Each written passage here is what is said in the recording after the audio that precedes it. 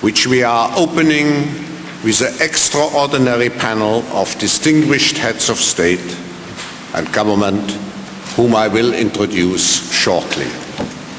But first, I would like to celebrate for a moment the strong commitment of all of you here, and particularly of our co-chairs, of our partners, and of our members, to make this multi-stakeholder forum a catalyst for change and improvement of life conditions in Africa. I know there are many here who have been loyal since many, many years. I just would like to make the test. If those who have participated more than 5 times at this summit, please stand up.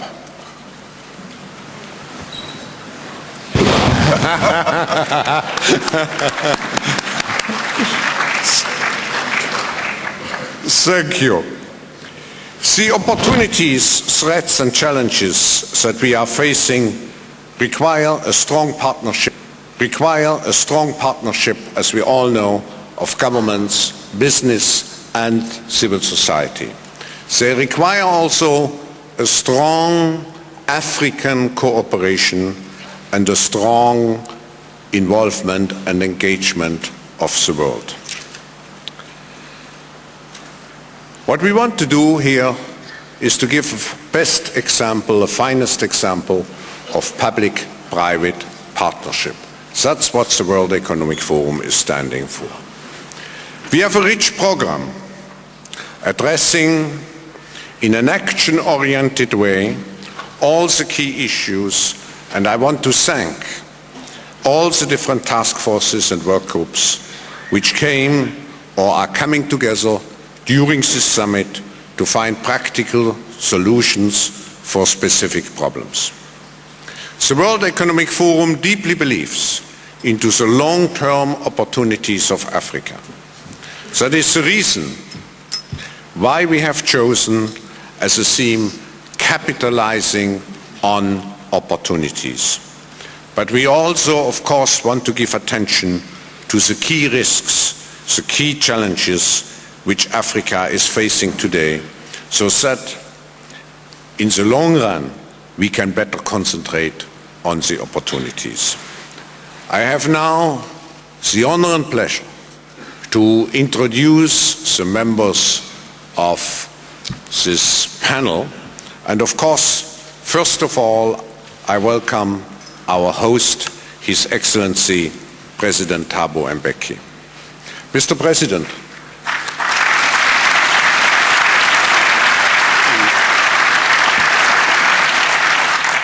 you are not only an old-timer, as we just have seen, and you have been associated with the forum actually since we had our first meeting in Geneva in '91, when you led the NAC delegation for a meeting which we organized with the business community.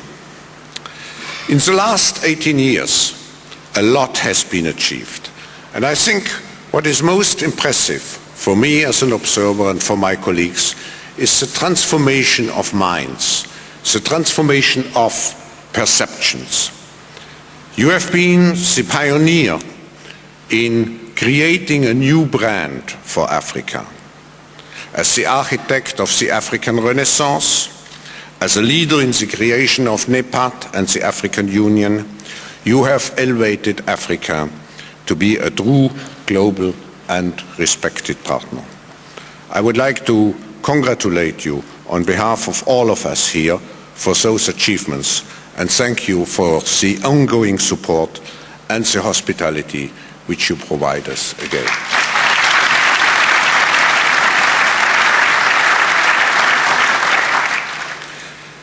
Your Excellency, President Kufuor from Ghana, a cordial welcome to you. We just met some days ago in London. I was very impressed by your engagement for the Millennium Development Goals. You represent here not only an important African country, but to put it into a nutshell, you are a role model for democratic transition, and I should say, good policies and good governance.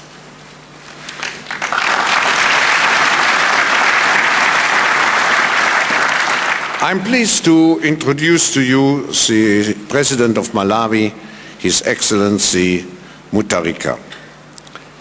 You are not only President of your country, I have seen since 2004, but you have taken direct charge of agricultural issues and food security as well as education. This demonstrates your commitment and your leadership in tackling the key challenges which not only your country but which the whole of Africa is facing. So a cordial welcome.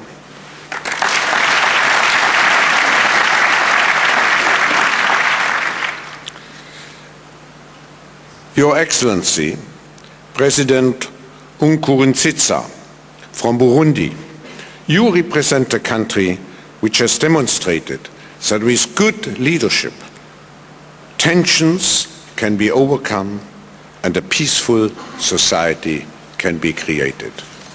We are grateful that you have joined us here.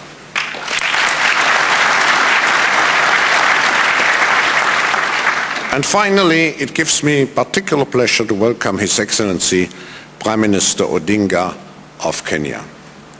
Myself, being close to our foundation board member of the foundation board of the World Economic Forum, Kofi Annan, I was, like all of you, following with particular interest the elections and the developments in your country. The world community and we all here are grateful that a solution could be found and a national unity government could be created. This step has shown the statesmanship from President Kibaki and yourself, Prime Minister Odinga.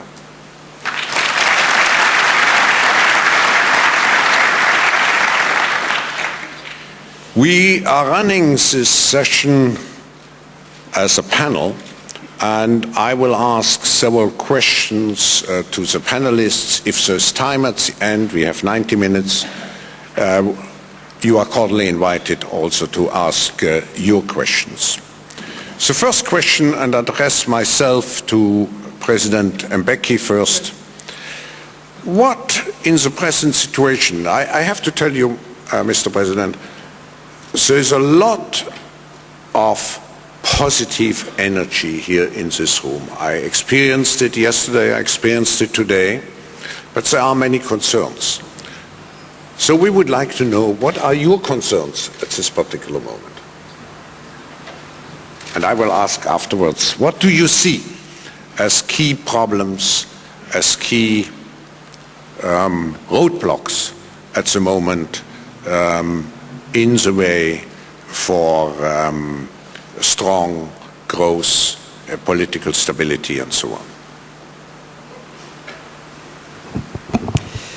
Thank you very much, Klaus. But let me start by saying welcome to everybody, particularly our foreign guests. We are glad that you've come back again in such numbers, back to South Africa and to Cape Town.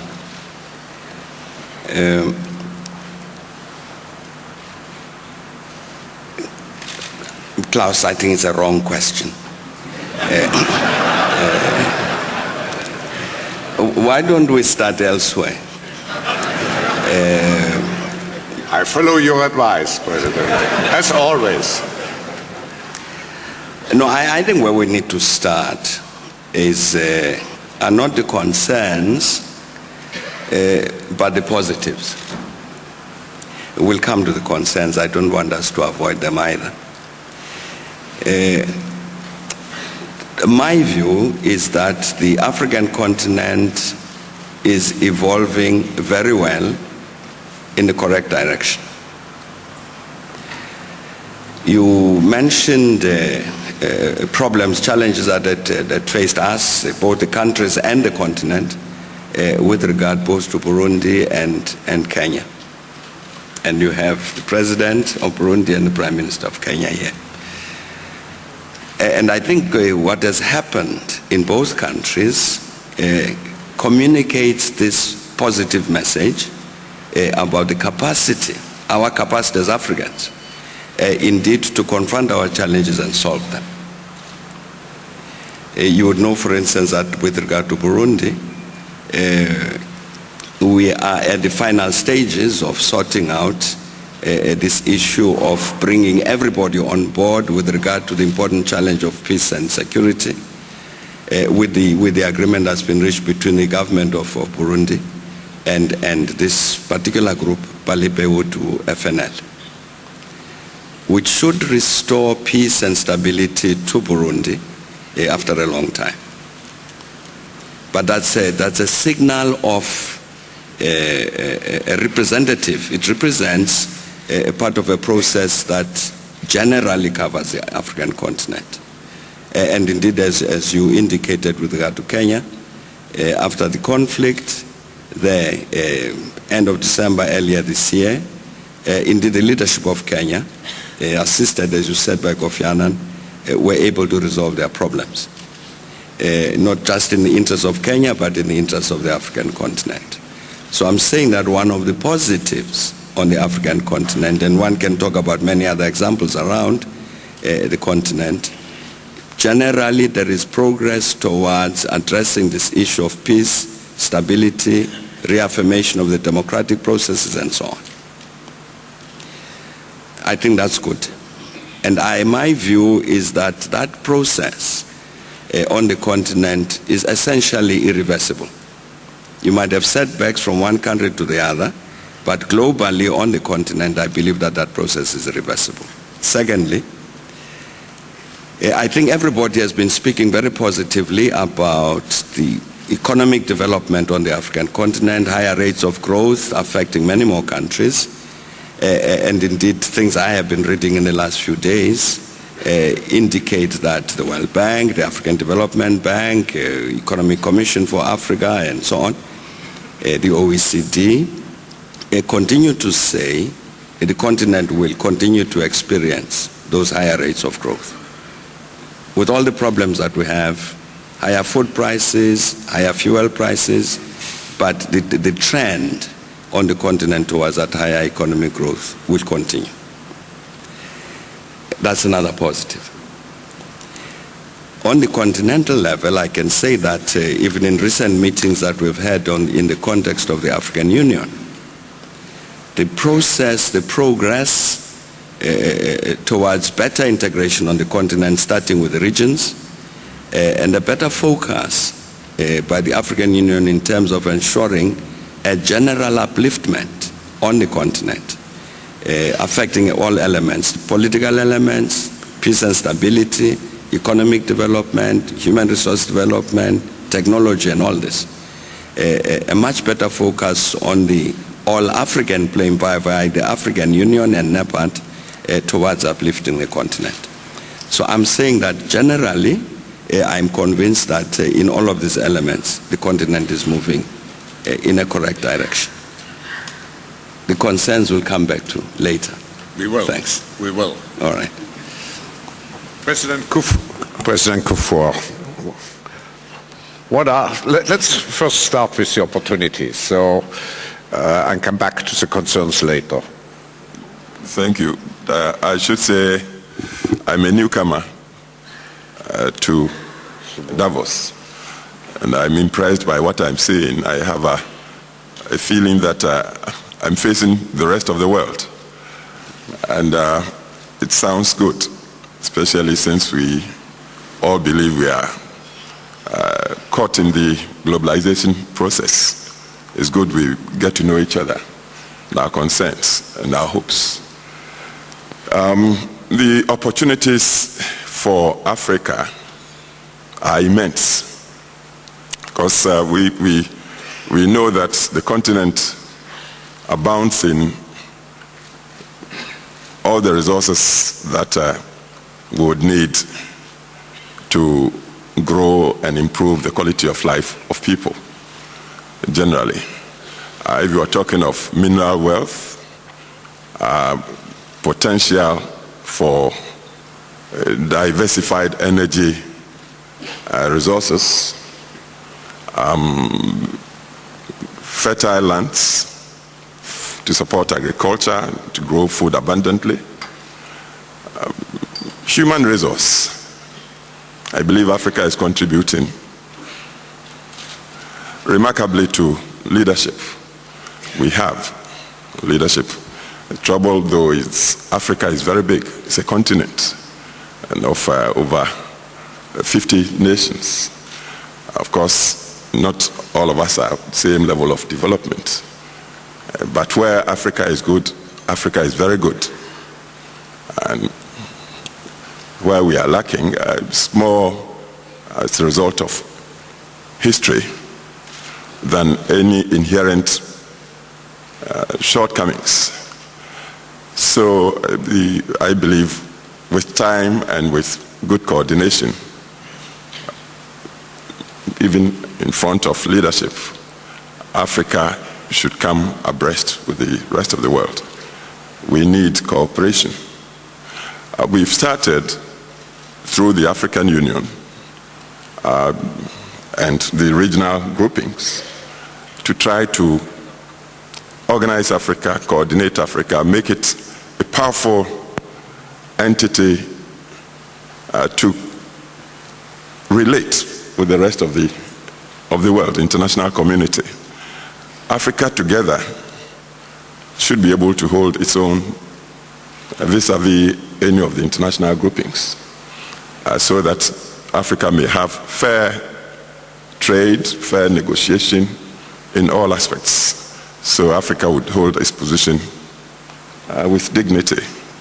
We are in the process, but we started not too long ago. And when you are talking of evolution, it takes time. But I believe the determination and goodwill are in place. Yes, occasionally we see some drawbacks, but I want to look on those things as teething problems. And so opportunities are here. If you talk of oil, now the crude oil market is threatening many of us. But around Africa, we keep on hearing of new finds of oil deposits. And we are told that perhaps in the end, Africa may hold more reserves than any other continent, even with this asset or commodity that currently is threatening many of us, those of us who haven't found oil yet. So all in all, I see great opportunities for Africa, and with the African Union and NEPAD asking for partnerships in an interdependent world. We expect positive responses from around the world for partnerships, for us to move into globalization or the global village. Thank you. Thank you, Mr. President. President Nkurunziza, you went just through a very grueling experience in your country. What can we learn? And President Mbeki was already very optimistic about the future of your country. What are your conclusions and what are the teachings of what you have experienced? Thank you, Chairperson. Firstly, is that to mention here that Burundi is a country which passed in many problems, many conflicts, but now can say with our experience and with the support of the Africans, we succeed in our peace process. It's very important to mention here that if we have problems in our country or in Africa, the first thing to have as a success is to have a goodwill. Goodwill in order to have peace. Because without peace, you can't do anything. The problem we have seen in Burundi as in Africa, especially about peace. If you don't have peace, it's not possible to develop your country. And we said that the base is peace and security. You can have many resources, minerals, or human resources, but if you have no peace, there is no way to develop your country. That's why, with our experiences in Burundi, we see after the ceasefire agreement, with peace, there is hope. There is hope to develop our country. And it's not only Burundi to be an example, but there is also other countries in Africa which passed through many conflicts, but now they are very rich. You can see also in Europe, in America, there is many countries which were poor. There were many conflicts, but now they are developed countries. So for us, the big challenge or the big problem in Africa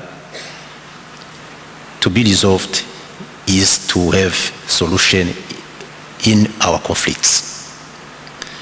After solutions, we have a problem about the population, which is increasing every year. The number is increasing, but the resources are not corresponding to the number of our population. So even we have a possibility to have solutions, we must have an educated people to go to school, to know the consequence, the problems which will come if you are not educated, because the resources in Africa are limited. So the solution, we can't only say to have only problems, but the good way also to have a developed country is to have the possibility to go to school, and also to have possibility to change our mind. The mentality is very important. How can develop our country when you can see in our mentality a man can have 5 wives? It's a problem. Yeah, it's a problem. If you have around more than 10 children, it's a problem. So we must change our mind to see what we have and what we must do to do. That problem in Africa is very big. You can see our country, the number of the people is very high than the facilities we have to help our people. This is a big problem. It's the cause of the poverty. Poverty is only the lack of money. No. The lack of food is a poverty. The lack of schools is poverty. The lack of health center is a poverty. The lack of how to go to school, if you have no food, if you have no shoes, you can see our children go to school without shoes. It's a problem. So the big solution to our continent is to have a program to fight against poverty. And there is a hope, because now we have some success in some countries. Slowly we are going to succeed, and there is a hope in Africa. Thank you very much, Mr. Pierre. Thank you. Before turning to President Mutharika, I would like to follow up immediately with you, Prime Minister Odinga. I think the world was surprised how fragile the Kenyan society was. And that was a negative surprise, but I think there was also a positive surprise that you found a solution in the national unity government. What is your experience? What conclusions do you draw, not only for your country, but for the rest of Africa? Well, let me first begin by bringing greetings to the participant here from the people of Kenya, who, as you know, that Kenyans have been through a very trying period following the distributed presidential elections of December last year. That was followed by protest by the people of Kenya, who felt that they were being cheated. The crisis lasted 2 months, or more than 2 months, during which over 1,500 people lost their lives. 350,000 people became internally displaced. But this dispute actually showed the soft underbelly of our society, that for over 40 years of our independence, we had lived the lie that we are a united country, but that deep down there were ethnic tensions running very deep, and the society was fairly fragile and fragmented. It actually has shown us that there is need to move with speed to try to bring harmony and proper understanding among the people of our country. But what we have seen in Kenya is not unique to Kenya. It is a continental problem, and it is a problem of bad governance that Africa has witnessed since independence. Africa, the richest continent in the world in terms of resources, is unfortunately also the poorest.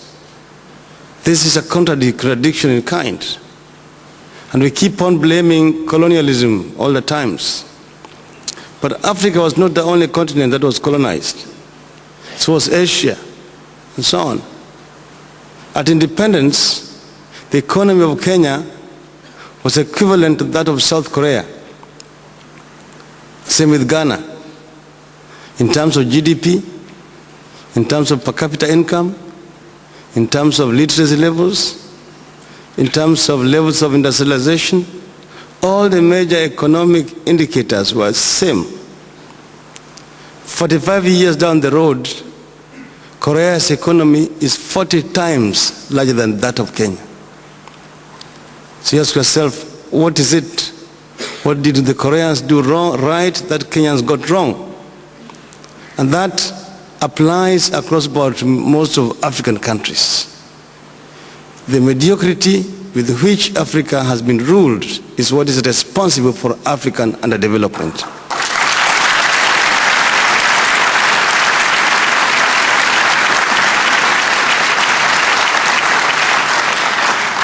As an Afro-optimist, as opposed to Afro-pessimist, who believes in the ability of the African people to develop the African continent, I believe that we must try to harness the resources of our continent and to make use of the manpower that we have, because many Africans are out of Africa, highly qualified in the United States, in Europe, and so on.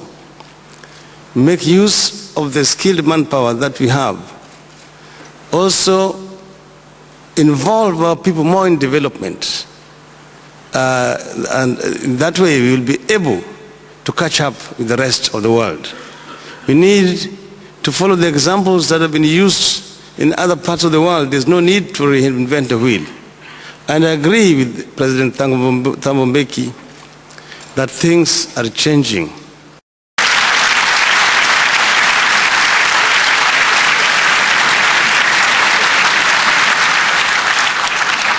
And African leaders are silent about it. It would not happen in Europe.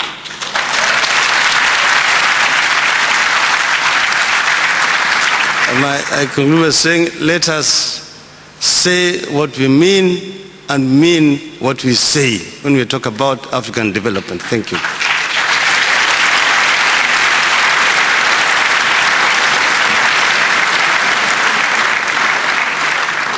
Thank you, Prime Minister. President Mutharika. Thank you, moderator. I think the first point is for Africa to realize that Africa is not a poor continent. I always get worried when you get in the textbooks and other things, Africa is a poorest continent. It is not. As a matter of fact, Africa is probably the richest continent in the world. But the people of Africa are poor. And I think we must understand that difference. That we Africans are sitting on riches.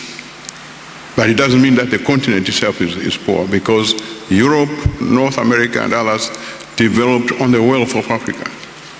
And therefore, you cannot come from a poor continent and others making riches out of that. So we need to change the mindset very, very significantly and rapidly. And so in that process of change, we must change from the so-called Afro-pessimism to what my friend says an Afro-optimism. And we are not saying we should work for Afro-centricity, but we are simply saying, let us recognize, both as Africa as well as the rest of the world, that we have all the wealth to enable us to transform our continent and our people from poverty to prosperity. I would even dare say that presently the world food shortage will be solved here in Africa. It will be Africa that will have the capacity to be able to feed the rest of the world, because we have vast areas of land that still need to be exploited. My own country, Malawi, for instance, we can grow hundreds of thousands of tons, metric tons of rice within a short period. It's all there. So therefore, let us change from a very pessimistic approach to really a good optimistic approach. We can do it, we are there. But in that process, what are the problems or issues or challenges? I think one of them is extreme poverty. We do not have the right to be poor in Africa. We can get out of this. And therefore, that will be, the biggest challenge that we must have. And I think globally, we must accept this challenge and work together, but much more so at the regional and African level. We must do this. I think the second challenge is to be able to feed ourselves. We have huge agricultural lands, we have huge water resources for irrigation, and virtually every crop can grow on this continent. And yet, we are unable to feed ourselves. Why is that? And I think that should be another challenge that we should address ourselves. Can't we turn things around? Yes, we can. Malawi, for instance, for the last 25 years, we were always begging.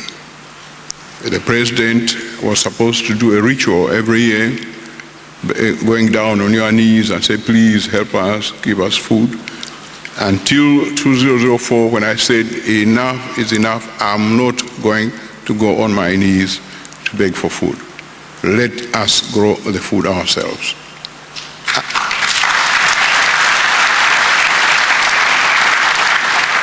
And indeed we have. For the last 4 years, we have consistently had surpluses. So we are saying, if Malawi can do it, surely many African countries can do it. So, food security. The third challenge, that is of a sharing of power. Africans, we have not learned to share power. When you get it, it's yours for keeps.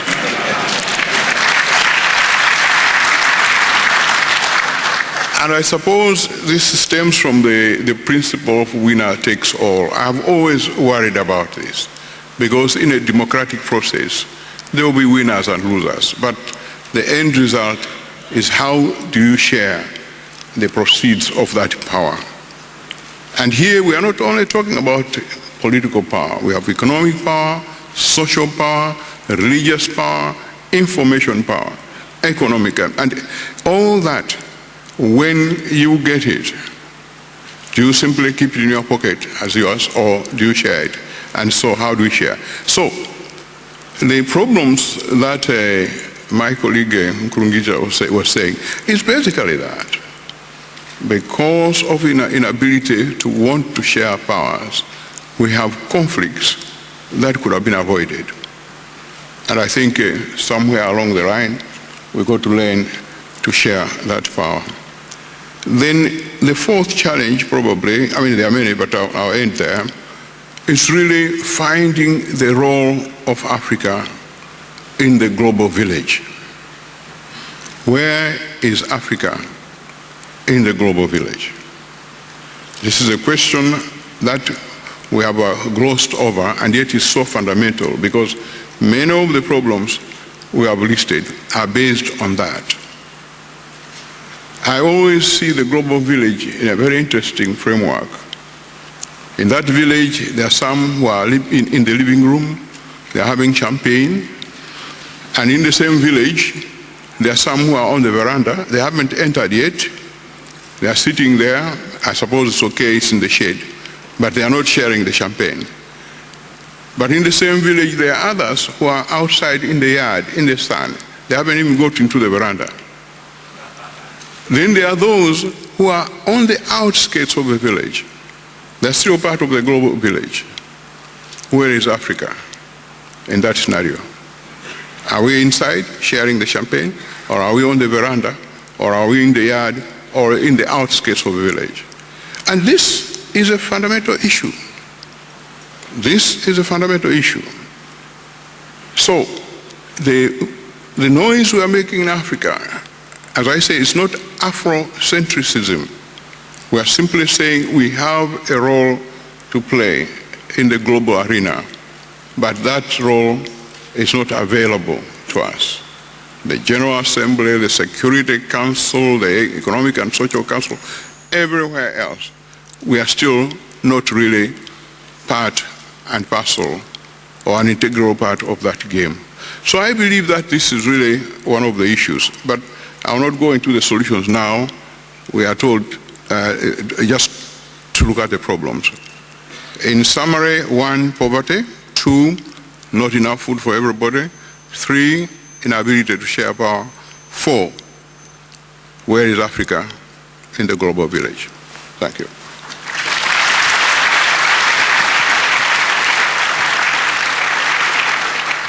Thank you, Mr. President. I think we heard many arguments which make us quite upbeat, and we had a definition of the key problems. I would like to come back to you, President Mbeki, and stick to my first question. What do you see as possible stumbling blocks for sustained economic development and social coherence? Well, Well, I think, Klaus, our discussions always about this African issue have been bedeviled by the fact that we are dealing with many countries. Different levels of development, different challenges, and so it is indeed difficult to discuss this notion, this one big elephant called Africa. But let me just say something about the matters that President Nkurunziza was raising when he was insisting on the need for peace and stability as a condition for development. One of the problems the continent faces, which we are trying to deal with, is a problem of instability that stretches across the Sahel. You'll find this problem in Mauritania, in Mali, in Burkina Faso, in Niger, crosses into Chad and Sudan. It's a belt of instability there which would impact negatively on the continent in the manner that President Nkurunziza was addressing. As I'm saying that the African continent is trying to deal with this challenge, it's a specific challenge with particular expressions as you go from country to country. That's one problem. We have outstanding problems, two problems that affect a very important country on the African continent, that is the Sudan. That's the Darfur problem, and the challenge of the implementation of the comprehensive peace agreement between North and Southern Sudan. Fortunately, the major problems with regard to the deployment in Darfur have been sorted out. What's not been sorted out are the political negotiations involving all the rebel groups in Darfur and the government of Sudan. That's a problem that requires attention, and the problem between North and South Sudan with regard to implementation of APA, implementation of the comprehensive peace agreement between North and South is an important problem, and there's a problem erupted recently in the conflict around an area of Sudan called APA. That's a matter that we have to attend to. There's a problem of the collapse of the state of Somalia. The current conflict that's taking place there, which is affecting not only Somalia, but the countries that neighbor Somalia. That's an important problem which needs to be solved. Fortunately, the conflict affecting northern Uganda, we're close to a resolution of that in the sense of the agreement that has been reached between the Ugandan government and the Lord's Resistance Army, the LRA. And indeed, hopefully, that agreement will be signed quite soon. The situation in the DRC, particularly in the east of the DRC with regard to that particular conflict, is also moving well. Now I'm talking about, then of course there is the outstanding problem which the African Union is trying to deal with of the conflict between Chad and Sudan. I'm talking here about situations of violent conflict within countries, between countries. That's a matter of concern which needs to be addressed, and indeed some of it might derive from what the Prime Minister Raila Odinga was talking about the matter of ethnic tensions. But this is a matter of concern, has got to continue to be a matter of concern to ourselves as the African continent. There are then these internal challenges that relate to democratic processes. Again, Prime Minister Raila Odinga referred to this with regard to Kenya, referred to it with regard to Zimbabwe. And these are challenges that the continent will have to continue to address. This is one group of challenges. Professor Schwab which relate to a very, very fundamental matter on the continent. It has been fundamental for many decades. Peace, stability, construction of democratic systems. We are moving in the right direction. End of November, Cote d'Ivoire has its elections after a delay of many years. Nigeria had their elections next year, contested, lots of accusations about all sorts of things, quite correctly. Nigerian judiciary intervened, annulled a number of elections, and so you've had a rerun in a number of the states of Nigeria because of that. And interestingly, the reruns, properly run, have produced the same political results.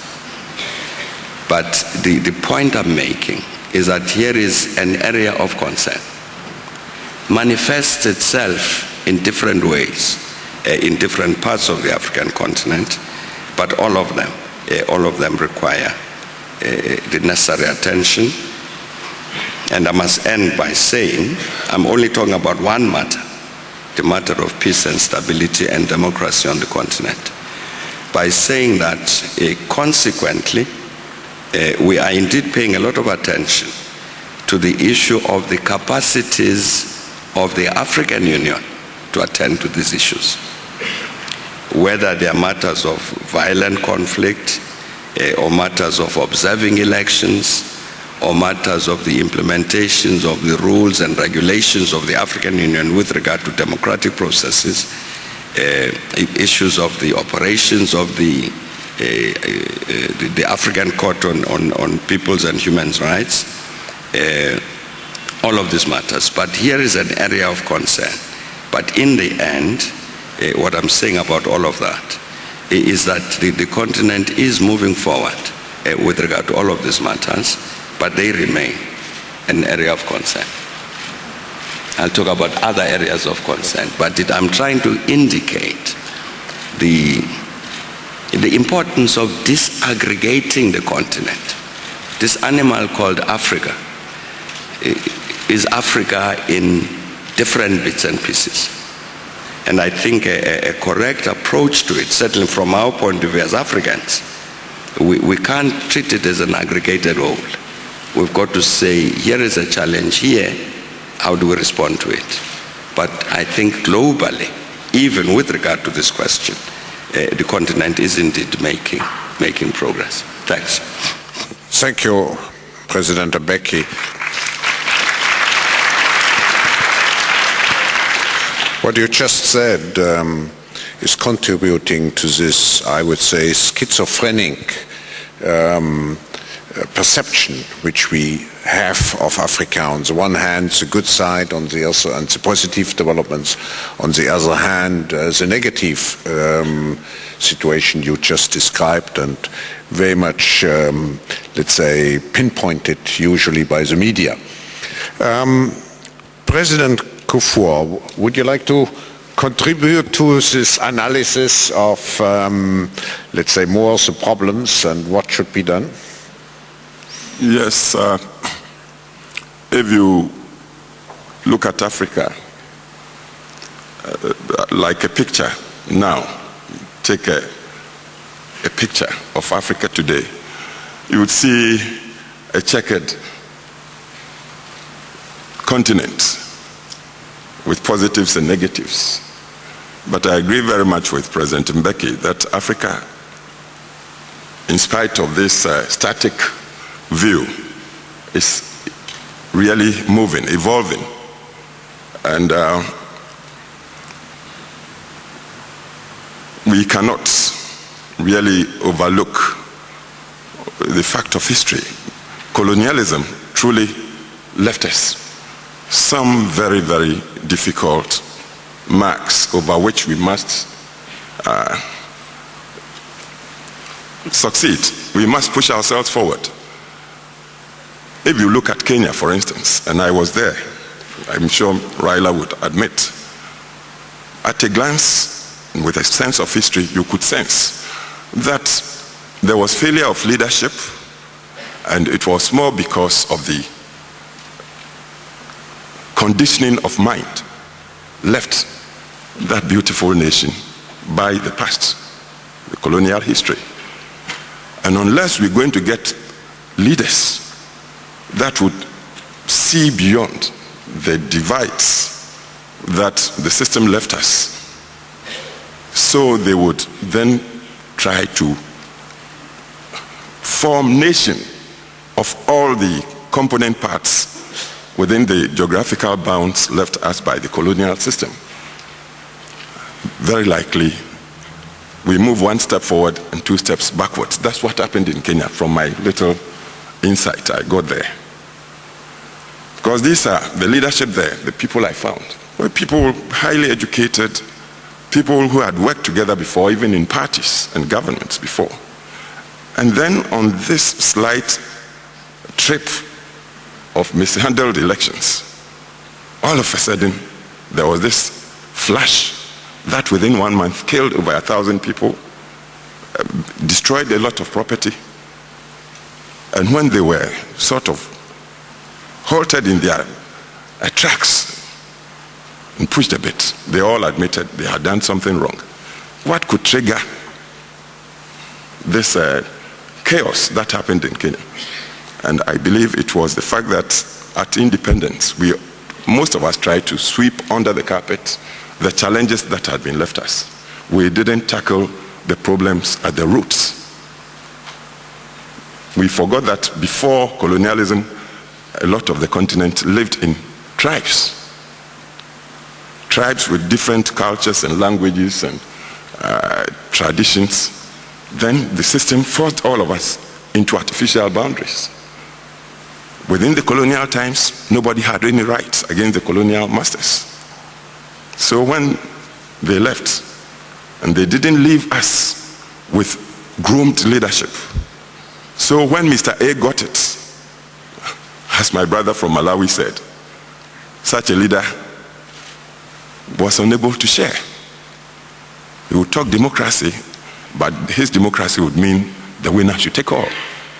To get him out of power, some soldier had to resort to a coup d'etat. This is the story of Africa.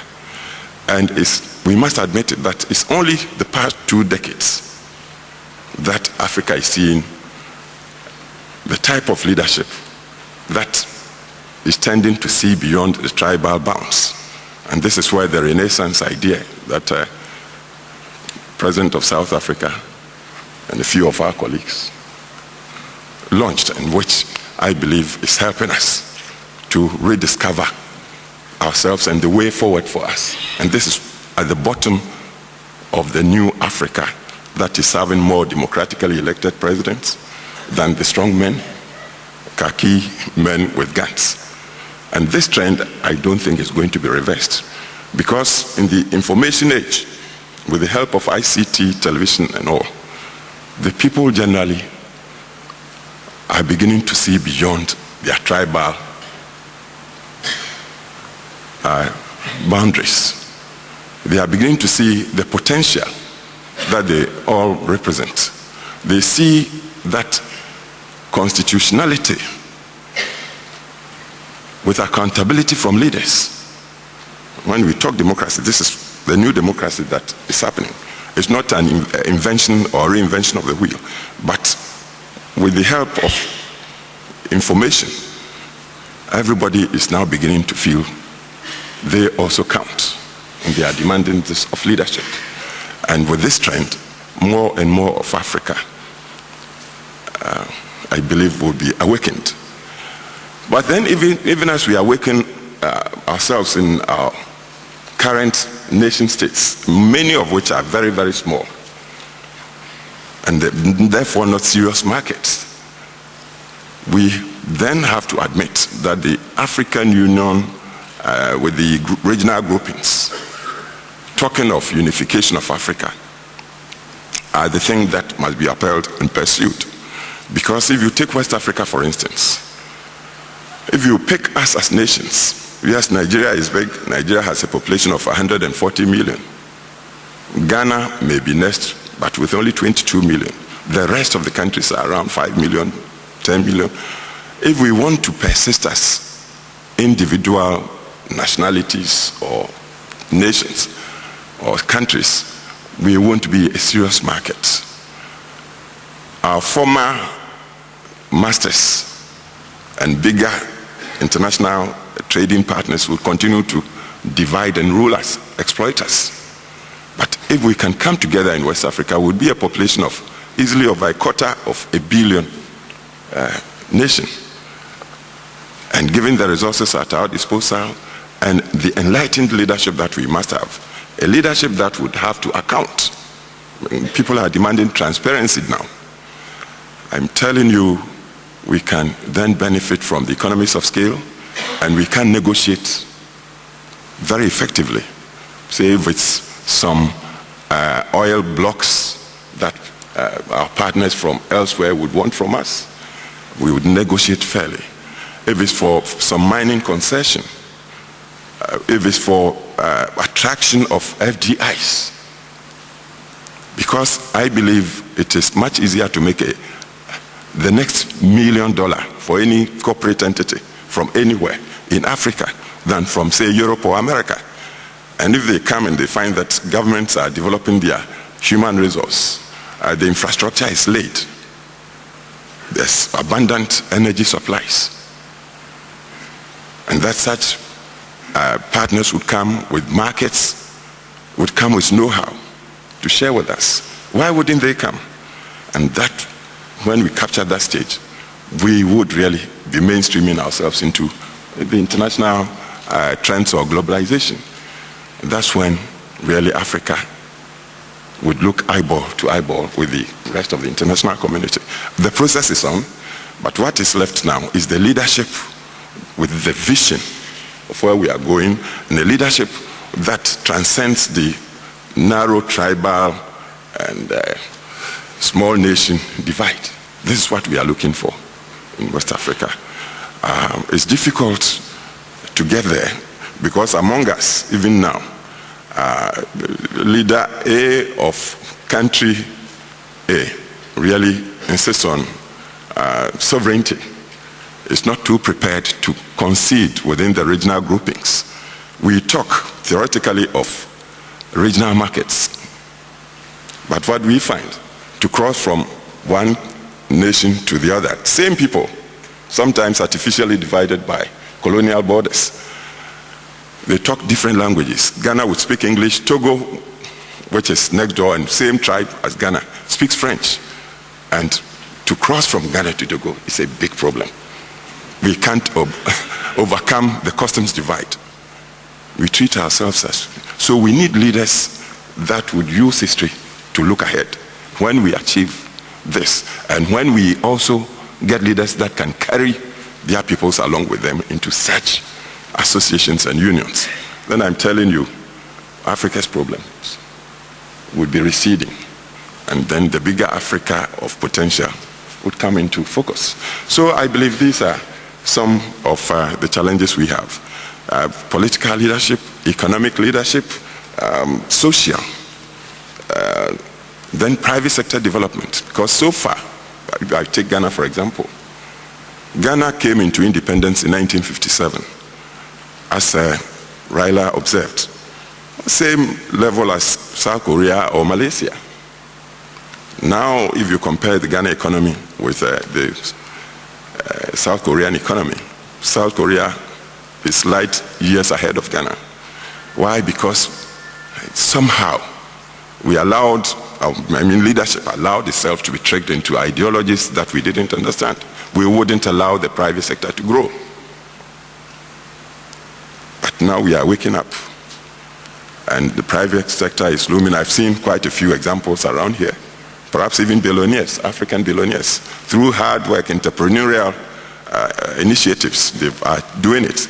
And I believe 10 years down the line, 20 years, if we go this way, more coordinated with sound leadership, I'm telling you, Africa will be catching up because we have the resources that should make us succeed. Thank you.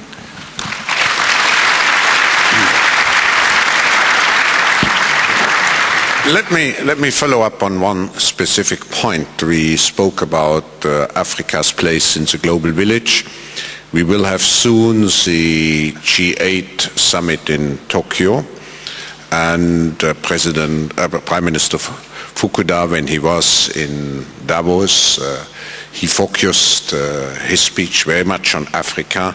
We have here Mrs. Sadako Ogata.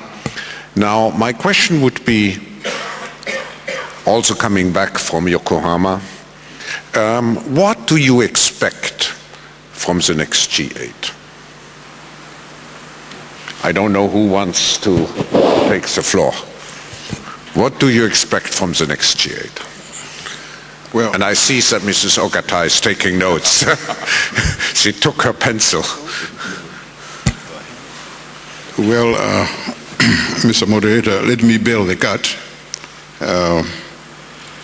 I think that the development of Africa is primarily the responsibility of Africans, and I think we all accept that.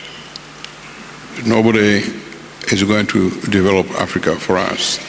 The Asians developed Asia, the Americans developed Asia, the Europeans developed Europe, and it's now the time for Africa to develop Africa.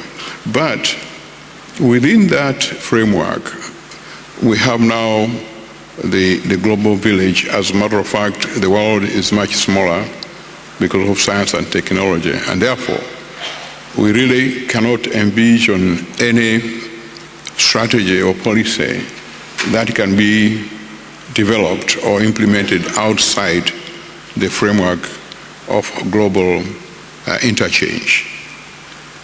So within that concept, clearly we expect the G8 to maybe look at the issue of Africa more closely than has been the case in the previous summits. First of all, we would want Africa to contribute to the solution of the global food crisis through a green revolution. Already we have started working towards that. And I think if globally we can recognize, as I said before, that there are great potentials in Africa for realizing that, we would be able to contribute effectively to the solution of the global situation. Here, what we are looking for is not food aid to Africa. It may be necessary for short-term solutions, but as a long-term solution, we need huge investments in agriculture and food production. We need to apply science and technology in a consistent manner in order that when the food starts to be produced, it is produced consistently. So there we need a new approach. I think also, apart from commercialization of agriculture, we have to also balance it up with the socialization of agriculture. In other words, as a government, it is our responsibility to provide food to everybody, all our people. But at the same time, we know that in order for food to be produced more effectively, there must be commercialization. Otherwise, agriculture must be profitable, and there must be incentives for people to remain in agriculture. So we need that. Commercial entrepreneurs, entrepreneurship has to be looked at side by side with the provision of subsidies. Clearly, the poor African farmers, most of whom are women, cannot survive without subsidies. This we have seen. We have proved it in Malawi, and I think other parts of Africa as well. So globally, both at the World Bank and at the IMF and others, the European Union, we have to think differently about the provision of subsidies in order to make sure that there is food productivity, both at the subsistence level as well as at the commercial level.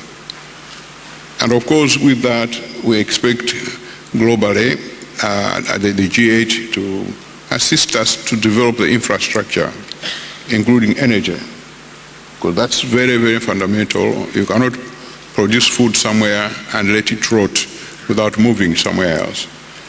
And in fact, to deal with the global situation, food situation, entails the ability to move food very quickly and efficiently from food surplus areas or countries to food deficit areas or countries.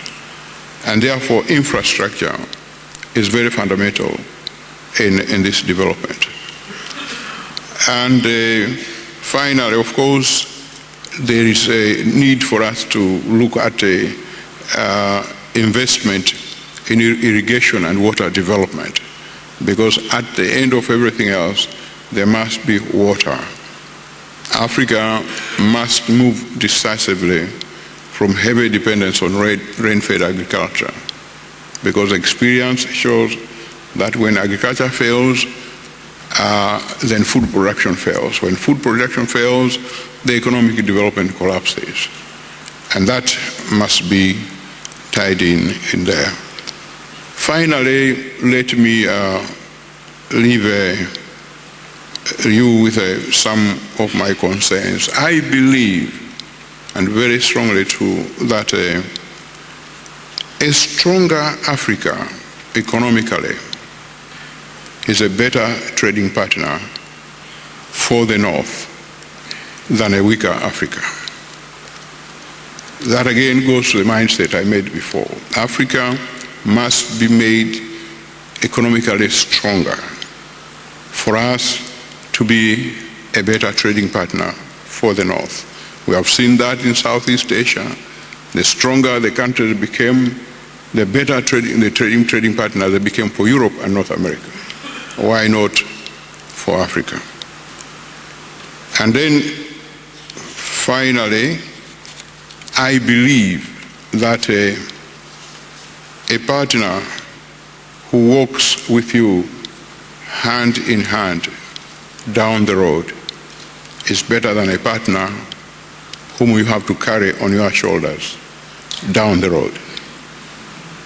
And Africa is just about not willing anymore to be carried on somebody's shoulder down the road. We want to walk with the rest of the world hand in hand. And so,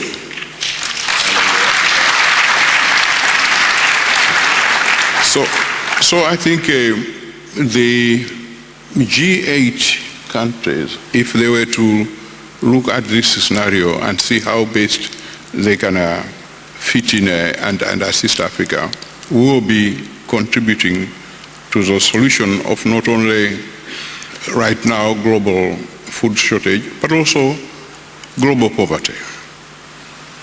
Thank you, Chair. Thank you.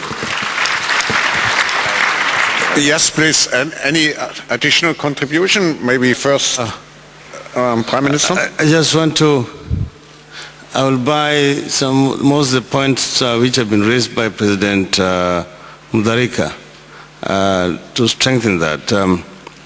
Only I want to underscore two other points. That is investment, because I believe strongly that Africa does not need aid. Aid has been there for a long time. African continent has received a lot of aid in monetary terms without much to show for it. And therefore, I believe strongly that what we need is investment and market access to goods that are produced in Africa. Some protective measures that are practiced by members of the G8 restrict access of goods that are produced in Africa to those markets. And I think it is very important that this issue continues to be raised so that we can be able to sell what we produce.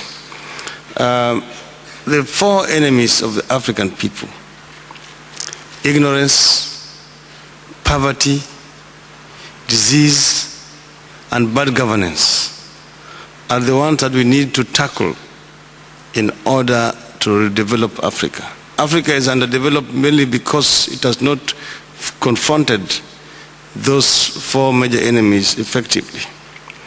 Now, we need to invest heavily in those areas.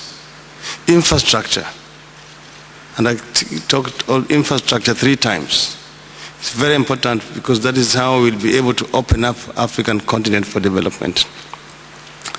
It is fitting that this meeting is taking place here in Cape Town, because you remember more than 100 years ago, the late Cecil Rhodes, that Kaburu, conceived a trans-African highway running from Cape Town to Cairo. And I'm sure that if people like Cecil Rhodes had lived, that highway would have been constructed today. We are still meeting here. That dream has not been realized. Africa still is a virgin continent.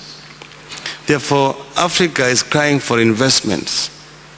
Right now, the price of steel, cement, and fertilizer is very high on the international market. Why? Because of China. China is consuming a lot of steel, a lot of cement, a lot of fertilizers. Why? Because China is one of the fastest growing economies in the world. Most of these raw materials are coming from Africa and being exported raw. We need to retain some of these raw materials to develop African continent. Now, yes, I agree we have inherited difficult situations, but so did Europe. Germany consisted of tribes which were fighting against each other for years. There was a time when they were fighting internally for 33 years. Napoleon just moved in and conquered them. But then Bismarck came and united them and told them that if you don't unite and work hard, the English and the French will look down upon you like second-class Europeans. They united and eventually fought the other European nations twice. But today, what is happening? Germany, who speak German, and French, who speak French, are partners in the European Union. If a Greek can travel from Athens on an ID card up to Dublin in Ireland, why should it not be possible for a South African to travel from here to Kenya without a problem?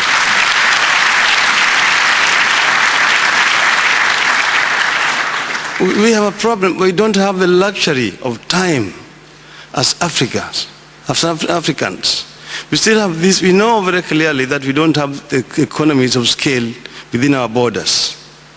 Yet we don't want to move as if we're people who have a sense of urgency. President Kufuor has just talked about this scenario in Western Africa, the same in East Africa, in Southern Africa, and so on. Why can't we as Africans see the necessity to open up our borders much faster so that we can be able to benefit from the economies of scale? Why do we continue to blame our colonial past? I believe very strongly that it is possible to fast-track this development so that ECOWAS, SADC, East African Community can move together the way they have in Europe, the European Union. Let us try to find ways and means of trying to fuse these boundaries and create a much larger African market. Thank you.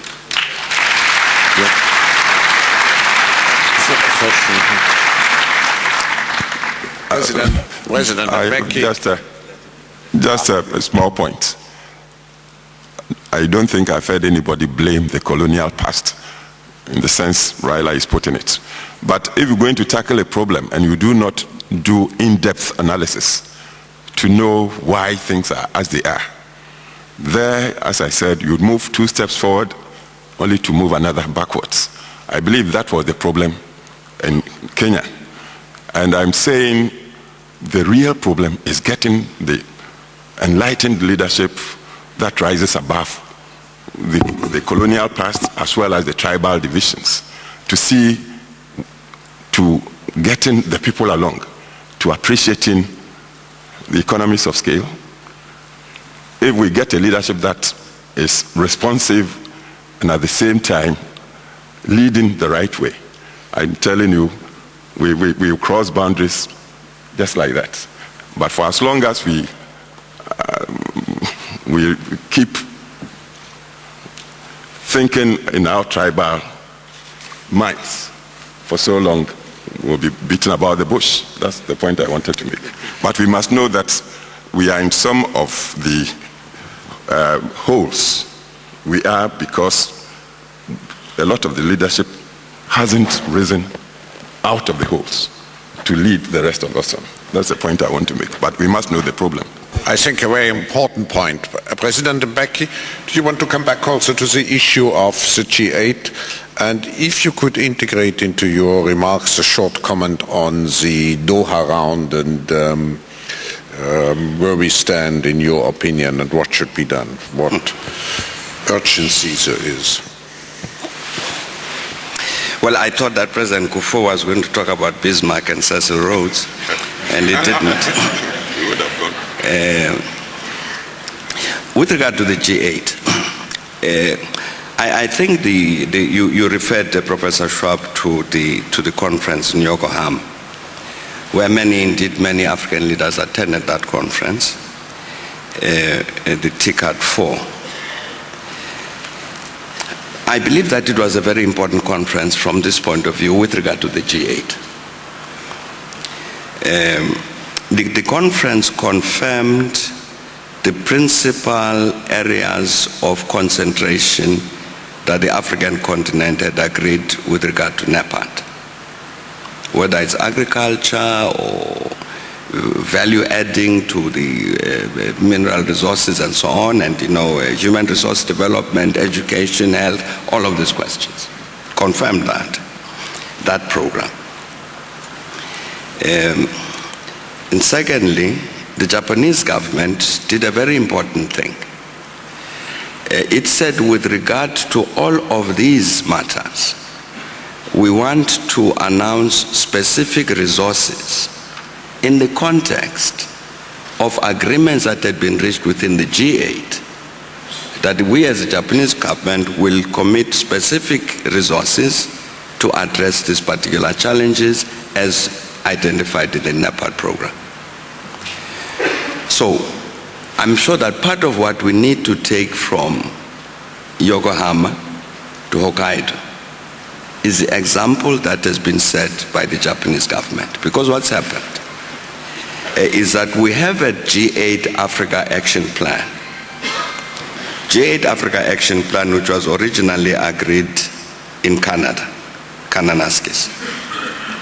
And in successive meetings between the African continent and the G8, the principal issue has been about the implementation of that G8 Africa Action Plan.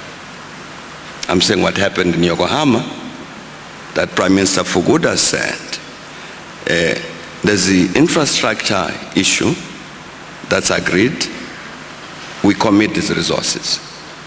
There's a matter of agricultural development which has been agreed, we commit these resources. There's a matter of changing the nature of goods that Africa trades with the rest of the world, not just raw materials, and therefore we are going to lead government and the big corporate sector of Japan who are coming to the African continent to identify these investment possibilities so that we can participate in the process of producing these goods which Africa can trade with the rest of the world other than raw materials. So I'm saying there's a whole number of decisions that were announced there consistent with what we had agreed in the NEPAD program. And I don't know whether this is the case, whether this was intended by the Japanese government, but I should imagine that it would serve as an important challenge to the G8 to say how are they, the rest, responding to the actual dedication of resources to meet the programs that have already been agreed between the G8 and the African continent. And that must be our expectation. Going to Hokkaido, that we will indeed get commitments of a similar kind, of a practical kind, with regard to the meeting of these agreements between the G8 and the African continent. That has to be the outcome of Hokkaido. And I'm saying that I think the Japanese government has set some important benchmarks with regard to what needs to be done to give real life to this partnership between the G8 and the African continent. And that includes addressing the matter that President Mutharika is raising of a response to the food crisis. Because at the base of it must indeed, as he has indicated, lie a determined effort to implement the comprehensive African agricultural development program. It's agreed, it's part of our African program, it exists, it requires resources to produce this food and all of that. The WTO processes, the Minister of Trade and Industry of South Africa is sitting in front of me here. Each time I speak to him and to the DG of the WTO, Pascal Lamy, they say to me, conclusion of these matters is around the corner. It's there's a very small gap among the negotiating partners, really just a small little hop, and we're there. And I believe them. They tell me that every 6 months, but I do believe them. I mean, it is obviously important that the matter must be solved. And there are all manner of technicalities about coefficients and this and that, and then levels of agricultural support, etc. But I really do hope that as part of this sequence of meetings that is coming now in Japan, where you will have the G8, you will have the G5, China, India, Brazil, Mexico, ourselves, you'll have the African component, that it might be possible even in that context to give further spurt to the resolution of these WTO challenges, because indeed I think there's a generally shared belief that the matters that need to be resolved are not that many, the gaps are not that big, but the Lamin Patwa promise, I think, I don't know what it needs to change it into reality. But the problem persists. But I think there's generally an optimistic view which then translates into these undertakings that we'll find a solution around the corner. The corner seems to be a bit far, but anyway, it's still there, it's a corner. Thanks, Klaus. Thank you, President Mbeki. Very short point. The small additional point, reinforcing President Mbeki's hopefulness, is that Japan also agreed to the establishment of a monitoring and evaluation system to follow through on its commitments over the next 4 or 5 years. And I'm hoping that the G8 would also commit itself to this arrangement so that we can all move along or forward together. Thank you. Unfortunately, time is running out. It's a fascinating discussion. We will conclude in a moment, and I will ask each of the presidents a final question. When we have finished, please remain seated. We will have a short award ceremony. You will see details in a moment. Now, instead of summarizing myself this fascinating, very rich, very optimistic, very realistic session, I would like to ask each of the distinguished panelists to tell us in a minute what he would like to see his most important legacy when his presidency comes to an end. So I start with the President of Malawi, with the President, I'm sorry, of Burundi. Okay, thank you very much, Mr. Chairman. The first legacy I want to give to my people of Burundi, as you know, Burundi passed in many conflicts. What I want to see in my country is to see Burundian people together, united. And you see that all those conflicts we had faced can be finished. It's the first thing. Where is the cause of those conflicts? In my country, the main cause was exclusion. And that's why we have taken as priority to unite our people, to let our people, especially the children, go to school. Because if you didn't go to school, you have no chance to access to facilities in your life. It was a very problem. You can't go in the army, you can't go in the administration, you can't go anyway. That's why we have taken decision to give a free primary education to our people.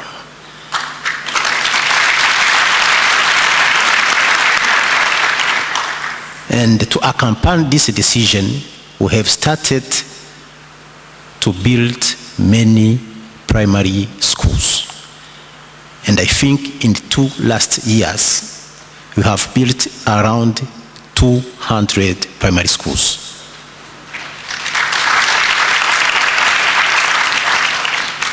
And I want to see, after my mandate, to see that all children of Burundi must have the chance to go to school. It's a good way to unite our people. It's a good way also to reconcile the people. Another thing which is very important, when we take the decision to let the children go to school, especially to correct those problems, because there were some regions which were developed and the others were forgotten. That's why when we started to build schools, we start in those regions where there are many problems. So you can find now, in each province, you can find around 20 schools, new schools. It's very important. And another thing which is very important is that to let the people to access to the medical cares, because there were exclusion also in many sectors, especially in health sectors. There are some provinces which you can't see, you can't see an hospital. And we have taken decision also to give free medical cares to the children under 5 years and to the women who are pregnant go to the hospital free. So this decision, we must correct also the problem we have seen in the problems in some provinces. There are no health centers and no hospitals. But now, when we start to take this decision, we start also to build many health centers in those areas where they have been forgotten. So I can see that if I can finish my mandate, I can give the legacy to my people to have chance to go to school and the hospital. Thank you very much.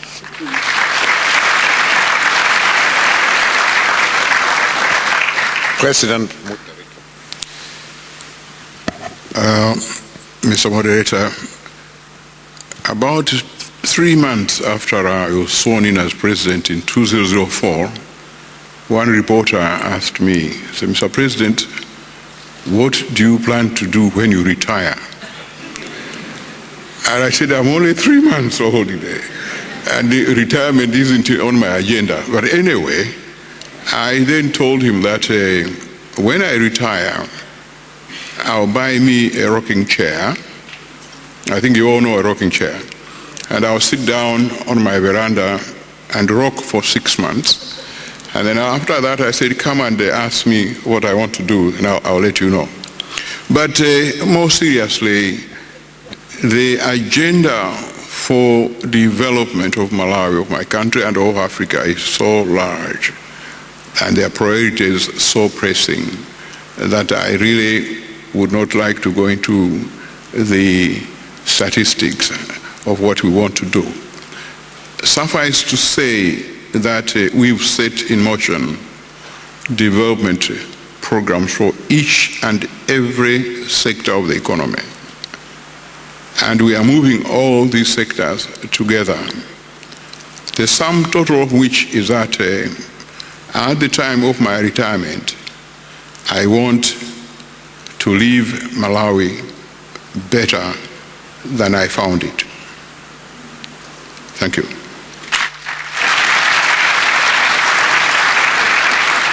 President Mbeki. Well, Klaus, earlier when President Mutharika spoke, he spoke about the contradiction between a mineral resource-rich Africa, but whose people are poor. I think we're discussing here this matter of capitalizing on opportunity. We have some very interesting developments taking place in Nigeria. Unfortunately, President Yaradua couldn't stay. He left this afternoon, couldn't be with us this evening.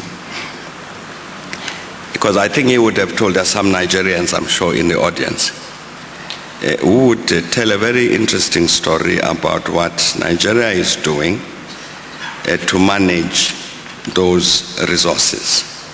Manage them in a way that addresses the problem of poverty. Very important developments taking place there. I think that if you looked at what is happening in the Democratic Republic of Congo, you would find similar processes. I'm making that point really to say, I think that it would mark a very important advance on our continent in terms of addressing this very basic challenge of poverty and underdevelopment that indeed we saw evolving everywhere on our continent, the same processes that we can see in Nigeria and the Congo, same processes of saying, how do we manage these resources and the wealth they generate so that they produce the development that we need and they produce the advances against poverty that we need. And I think there are some examples that are being set on the continent. And hopefully, you know, I have president of the ANC is here. How many months do I have in government?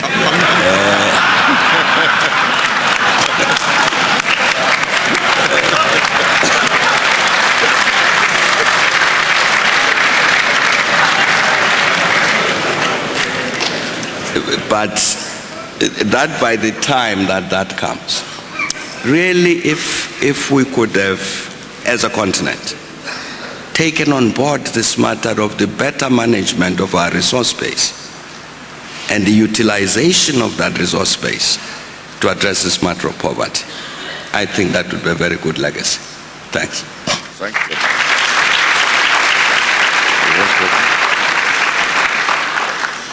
Well, of all my colleagues on the platform here, I'm closest to retirement. I've got just about 6 months to go. And I believe that perhaps the richest asset a nation can have is the people, its people. And my government set to work quickly when we got the opportunity 8 years ago to ensure that we introduced free and compulsory universal basic education for all the children of the country, from kindergarten right to age 16, at the expense of the states. And thankfully, I have been able to lead the government in launching this. We believe the educated citizenry should be able to look after itself, should be able to keep its leadership in the right direction, get the leadership to be accountable, should be less dependent on others, meaning it should be more self-reliant. And given the resources that, again, I believe under my watch, my country has been able to put together, to the extent that we even expect that Ghana should join the middle-income nations within the next decade. And with the oil find recently, we are more convinced we'll get there. I believe the well-educated citizenry with this wealth should be moving in the right direction into the international community with dignity. And not only that, we have used a democratic constitution since 1992. So since then, we've changed governments by the ballot box 4 times. And I took over from, was in opposition, took over from a government in place. We beat the government to take power. I'm going to go out for the ballot box to work. Of course, I expect my side would win to continue where I live off. So I will leave smoothly and fairly power to the next generation of leaders in Ghana. And I believe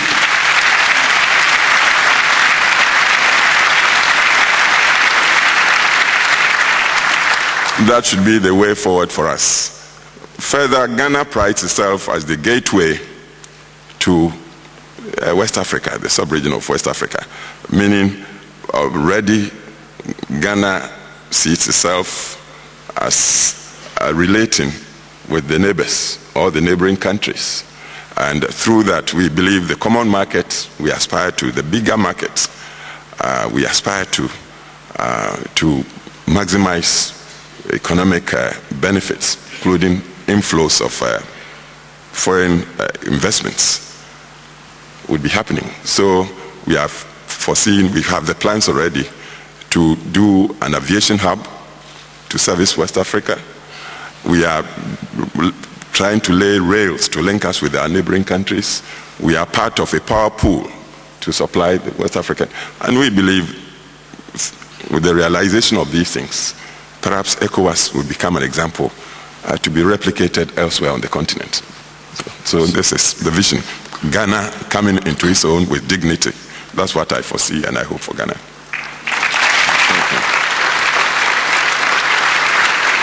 Thank you, President. Prime Minister. Thank you. Maybe I'm the one who is farthest away from retiring.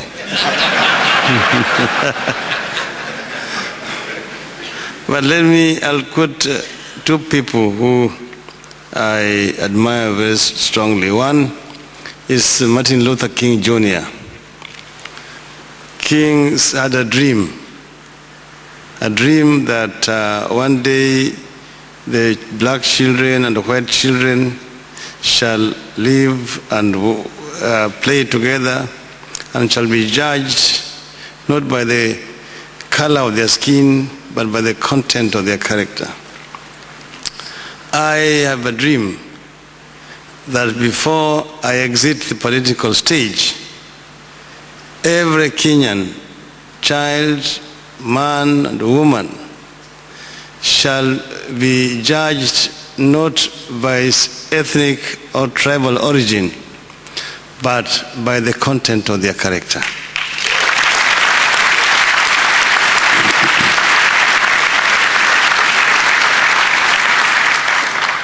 I have a dream that every Kenyan child from the cradle shall have equal access to quality education irrespective of their social background, and that every Kenyan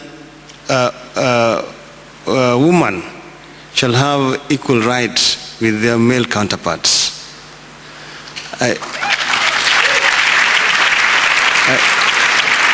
Thank you. I want to conclude.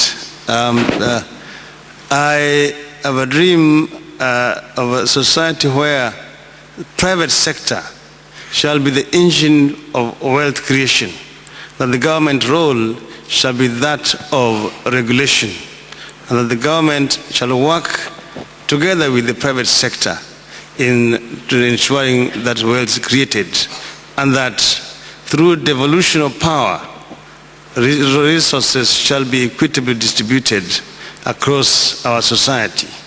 In conclusion, I am very much inspired by the book of Lee Kuan Yew, From Third to the First World. I believe very strongly in transforming our society from a struggling, poor third world country to a second and first world economy, and know that it is doable. And what is good for the goose is good for the gander. What I'm wishing for Kenya, I also wish for the rest of Africa. Thank you. Thank you.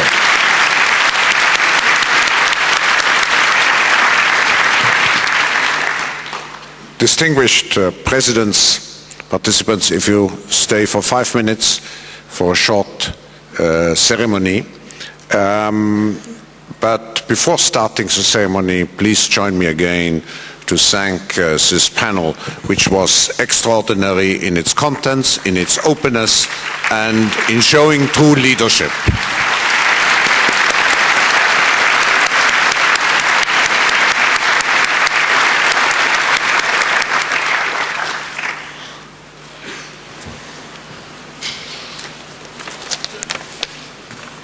Excellencies, ladies and gentlemen, I am Hilde Schwab. I am a co-founder and chair of the Schwab Foundation for Social Entrepreneurship. I had prepared a little bit a different start for my short introduction, but I can see that I can continue with the good news after this very positive ending. The next minutes are about individuals who see opportunities in even seemingly insurmountable challenges. I talk about social entrepreneurs. Social entrepreneurs are a vital and essential part of our society. Their primary motivation is to find pragmatic, innovative solutions to social problems. Often, they can revolutionize entire industries or create systemic change. Their organizations have a direct social impact to improve the fate of millions of people who would otherwise be excluded from the marketplace and the benefits of economic development. To promote these people and their new models of sustainable social change, Klaus Schwab and I have created and endowed a new organization in 1998, the Schwab Foundation for Social Entrepreneurship. During the last decade, the foundation has been looking for the best role models in order to highlight their work and give them access to global and regional decision makers through the World Economic Forum. We have created a network of over 140 social entrepreneurs worldwide, and in cooperation with media and other partners, we select the Social Entrepreneur of the Year in over 25 countries. To search and identify the leading social innovators in South Africa, we have partnered with Ernst & Young, and I would like to thank them for their cooperation. The winner has not been chosen yet, but I'm delighted to announce to you the winning finalists of the Social Entrepreneur Award for 2008 for South Africa. And I will ask them to join me on stage. Shane Immelman.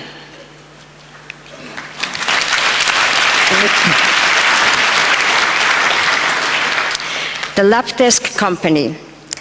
Almost 30% of all students in South Africa attend school each day without a school desk, one of the most basic educational tools. In just 3 short years, more than 300,000 portable school desks, the lab desk, have been brought to schools across South Africa. LabDesk has been able to elevate the learning conditions of underprivileged children by providing them with their own effective writing and working surface, both in the classroom and at home, by leveraging an innovative business model using corporate sponsorship. LabDesk has a vision to serve all emerging countries, and in 2008 will be distributing more than 165,000 lab desks to children in 11 other African countries, from Angola to Malawi and the Sudan.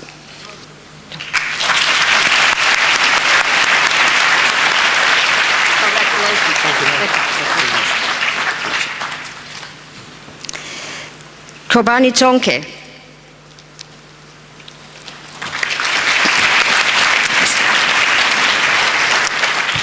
He is accepting the award for the founders of Ubuntu Education Fund, Banks Kwazula and Jacob Leaf.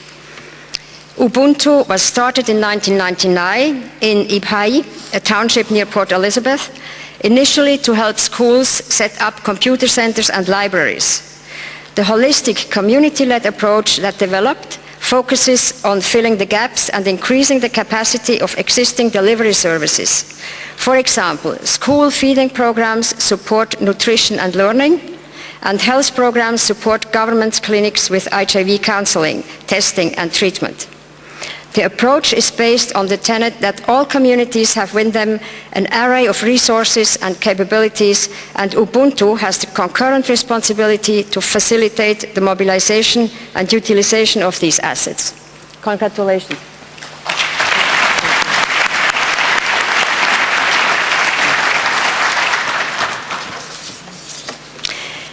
Charles Maisel.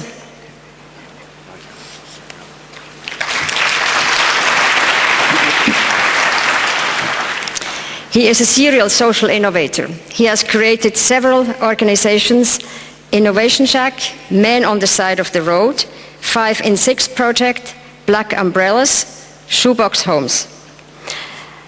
He has identified complex challenges such as unemployment, housing, and HIV as opportunities, and creates sustainable organizations with market-based principles to tackle them. Men on the Side of the Road is the only project of its kind to organize, train, and place more than 100,000 unemployed men. Linked to this is a unique incentive-based HIV testing model for unemployed men that has proven highly effective. The 5 in 6 project is a domestic violence model that focuses on male prevention programs. Black Umbrellas is a full support service program for black individuals who want to start a small business, and Shoebox Homes was created as a social business to design and create furniture specifically for people living in informal housing and small spaces where typical furniture does not fit.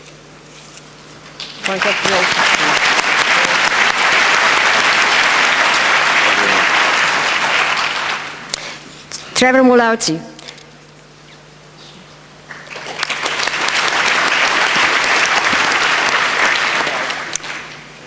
The Clean Shop. Yeah, we can't see you. Come on. Trevor Mulauzi has created the Clean Shop. He recognized how the lack of decent toilet facilities in schools was negatively affecting the education of school children. His entrepreneurial spirit spurred him on to create the Clean Shop.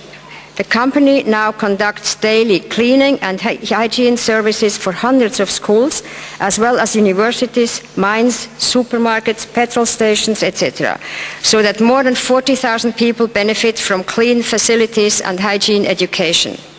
It is poised to take on many more schools in partnership with the South African government.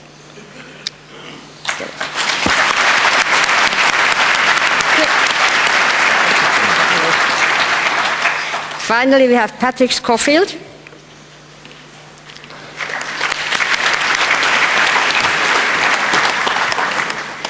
Streetwires Artists Collective. Patrick Scofield has revolutionized and formalized the informal wire and bead market, not only growing the social business of streetwires and its craftsmen and women, but lifting the status of these crafts into art forms, giving it its true aesthetic and economic value. By creating innovative and formal systems of craft development with marketing to local and international audiences, Streetwires ensures the producers a fair price for their art, making it the first fair trade craft organization in South Africa.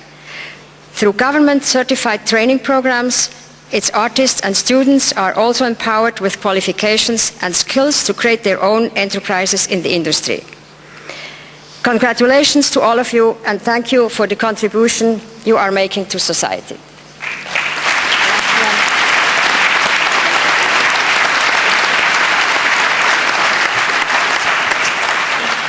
Congratulations again to the social entrepreneurs, and our high appreciation again for the panelists of this opening session of our 18th World Economic Forum on Africa. Thank you.